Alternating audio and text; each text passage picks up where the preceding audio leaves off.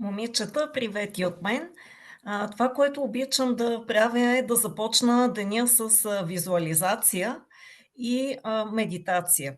Да видя моята цел като вече изпълнена и съответно след това да направя някакво действие. А когато видя целта като изпълнена, е важно да обърна внимание и на емоциите, да запомня тези емоции.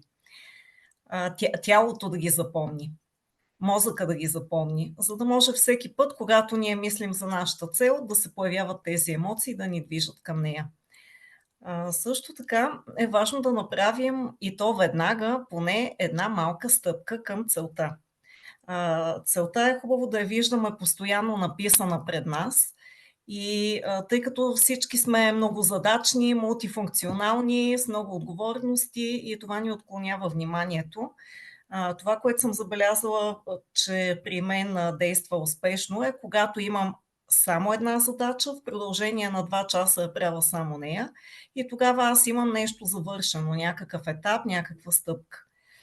Като за тези 2 часа изключвам телефони, имейли, фейсбуци и всякакви други неща, които могат да ми отклонят вниманието. В общи линии това е начина, който работи за мен, но предполагам, че би могъл да работи за всеки един от Вас. Може да не са 2 часа, може да е 1 или половин, но в такъв период от деня, в който Вие имате най-силна енергия.